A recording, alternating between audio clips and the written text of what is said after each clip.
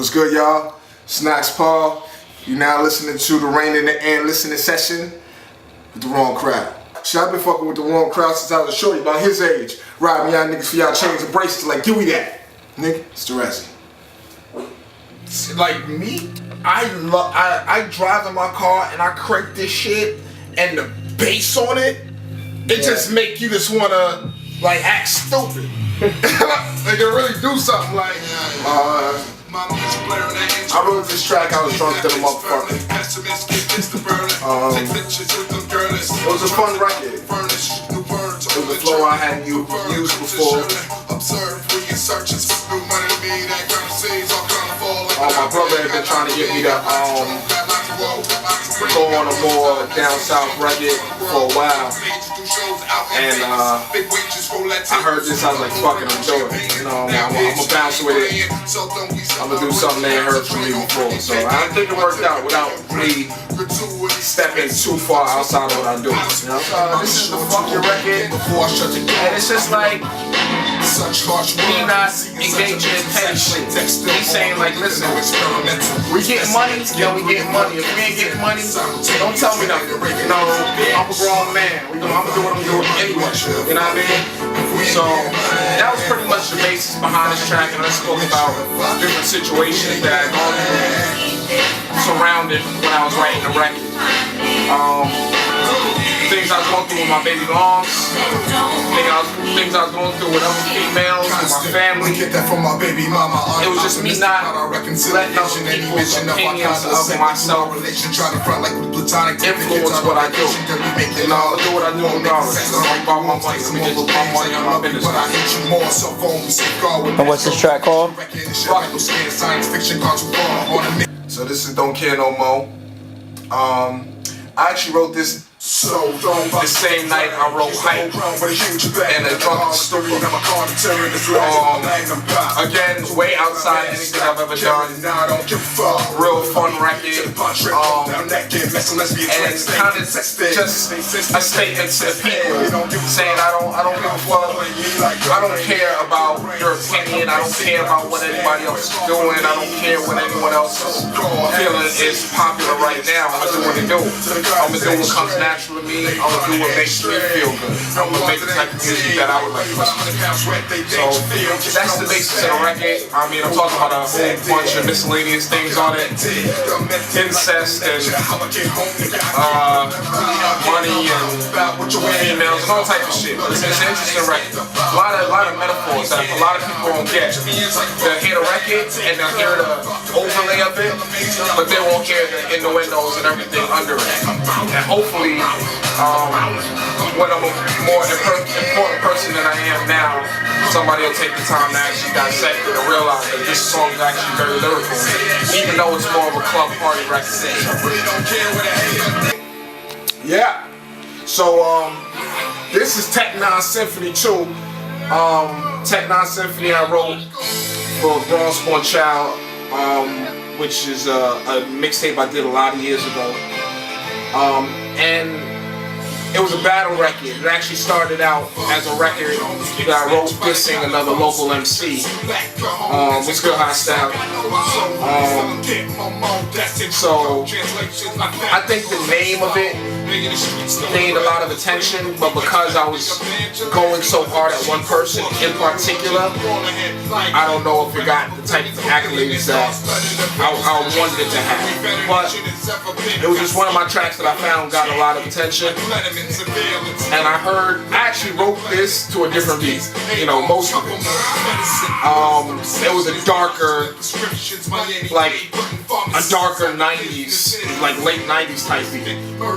And I heard this beat from all around, and it was, the chords on it, the ambiance behind it was so much bigger that I had to go in for it. So that's how this came about. I tried to make it more like something where you can sit down and listen to it as a whole.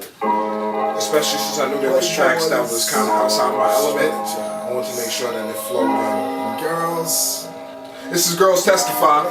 This is the first record that I actually wrote for the project. I think this is like Nox truest form Nox, like people who have been listening to my music for a long time. It's me talking fly, you know what I mean? Playboy strategize on girls when they testify. And a lot of these niggas is girl ass niggas. They hitting the stand like that niggas.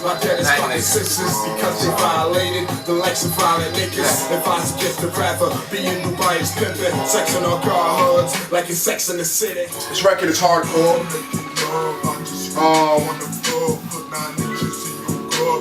It was just, I mentioned it a few times on the record that I'm like a halfway nympho.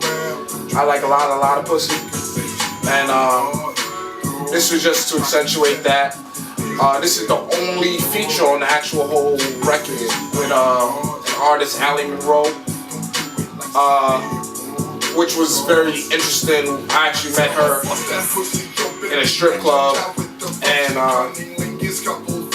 we just spoke, and you know what I mean, we wound up making it happen.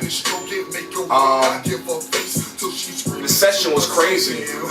Like, she had, there was kids and shit, and there was all type of, like, the engineer had to work magic with this record to make it happen. This almost got dropped from the project because it was so much to do to actually get it done. But I heard where he was going with it, and I was like, nah, we gotta make it happen. Like, even though it wasn't exactly the way I wanted it, to me there was magic there. To me it was something that I liked and I wanted to convey to the people. And I think it's a nice change, you know, from in the project, you know, from talking about violence or, you know, my temperament or baby moms. It's just, you know, to spice it up. This is kind of like my love song right here, you know, talking about putting my fingers in girls' butts. This is Feng Shui. It's actually a very personal record for me. This is about a relationship that I had that was based on like a lot of alcohol, and two young people who were lost in life, you know, that came up from very tough places, and they were kind of leaning on each other. Me and this other person were leaning on each other to try to make shit in the world sensible. And we loved each other a lot, but we were bad for each other. You know what I mean? Like, I don't know if that could have been a long-term kind of thing. We might have destroyed each other with love, you know? So,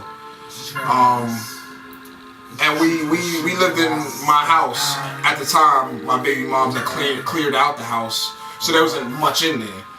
And one of the reasons the song is called Feng Shui is because it's a metaphor for the way we were living in our house, where we didn't really have much but each other to entertain each other. So we spent a lot of time with each other. We confided in each other. That's still my homie. We still good people. But yeah, it was a real personal record. It's different. This track made the record actually a play off of Feng Shui, because that record was more about me and that individual not being able to let each other go, you know what I mean? And of course, because of the chorus saying that, I picked this. It was a very mellow record, and it just talked about different relationships that I can't let go. My infatuation with music and trying to be successful in life is a relationship I can't let go. Other females in certain relationships want to make it a monogamous thing and them not being able to let go. And me wanting this perfect woman and this perfect existence, and me not being able to let that aspiration go. So that's pretty much a basis of that. I see the glass ceiling, it's all out with money. Walls decorated. Yeah, this is Nox Parr The Emperor. This is me talking a lot of knowledge, to be honest. Again, a lot of overtones and undertones. But just me talking about the things that I've learned studying just life, from studying life book-wise and studying life experience-wise, and trying to just give some insight on what I feel I deem is the truth as far as what's going on in the world. So that's pretty much what it is. Lyrical track, again, having fun with it, but yeah, Nox Parr The Emperor. I wanted to make sure people knew that. This is the title track, Rain in the Air.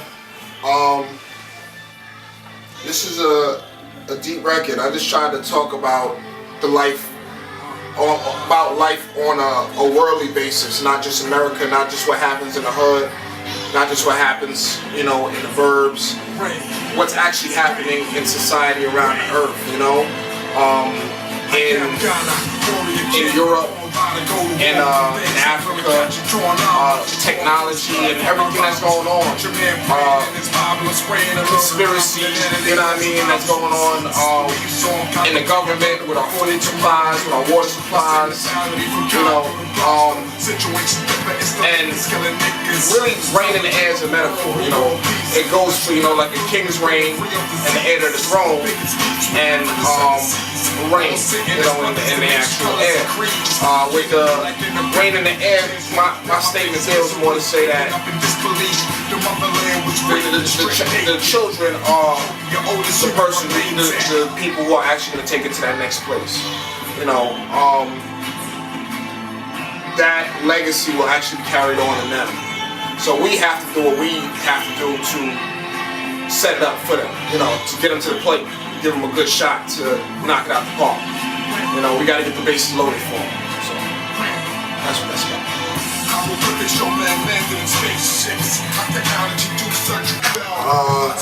This record is Wishing Well. It's just a feel-good record. Again, a classic Nox Parr. If you listened to my music before, this is my victory lap for the record. Really, you know, I know it was a lot of artistic gambles on this record, and to me, this record was just emphasizing the fact that I remember when niggas didn't give a fuck. I remember when I had to fight my way into the cypher because I was a shorty. Niggas was like, "Fuck you know about life," you know what I mean? I remember putting out records and niggas, people in general not caring, you know what I mean? So for me to make it from that and put out a record that is relevant on any playing field at all, it's an accomplishment within itself. You know, this is the fact that I can get through it and I still can spit at the level that I spit at and people still enjoy the music. That's already a victory for me. You know what I mean? If it sells 1 million records, fantastic. If it sells 100,000 records, great. If it sells 10 records, that's even better. You know what I mean? As long as the people really enjoy it. You know what I mean? As long as those people are passionate about the music, I'll keep on doing what I do. Influenced by the music, Holy Spirits that spoke to disciples that later wrote the scriptures. Embrace my brilliance. This is Show Up. This is the last record. This is actually inspired by a night of good wine and speaking of rich nice, New York rich now. We didn't really actually speak. I sent them the track that I wanted to be the single, and I really liked it. It was track 3. I mean, I really liked the record. And I was like, yo, I want you to shoot the video for it. And I emailed it to him. And I'm like expecting an email back, you know, praising my greatness. But he sent me an email back and he said, kind of long, isn't it? Well, I guess. I guess I'm not old. I can't just put a 5-minute track on the radio, you know what I mean? So, I was like, you know what, let me do an aggressive New York record, you know, 3.5 minutes, nice, pretty for the people. And I heard this is NY Bangers. The fact that it was a New York beat, it just had that attitude behind it. I had to go in, you know what I mean? And I was feeling like, you know, it's cool to take it back to the 80s and do all of what everybody's doing, but my grown man business shit, you know. About getting this money, I ain't about making myself look like an ass in society, you know. We gotta make sure that we perpetuate ourselves the correct way. So that's pretty much what this record is about. Show up and show up, you know what I mean? Like, don't be on that bullshit. Show up and make sure you're the highlights, you know what I mean? Because at the end of the day, we kings, man. We come from kings and queens, like my man Big Pun said. So, yeah, that's what it is. Windows not hidden, so you know who's in it. That's Rain in the Air. That's my baby. That's the project I've been seemingly working on forever. Hopefully you guys enjoyed it. You know what I mean? I enjoyed making it. I have big aspirations for it. I've been getting a lot of good feedback from people who have heard it. And I'll keep making good music. I'll keep making music as long as y'all keep accepting it. So, you know, this is coming out. I'm working on Rain in the Air too. I want to put some more features on there, maybe make it a little bit longer. We'll see. I don't know where it's gonna go right now, but yeah, you know, this is my baby. More personal than any record I've ever done. A lot of real life things that happened to me in the past 2 years on that record. There's not a lot of fictitious shit on there. A lot of that is like real rap. There's some dramatization on there, of course, you know, but it's hip hop. You know what you're gonna do? It's music. Yeah, right in there.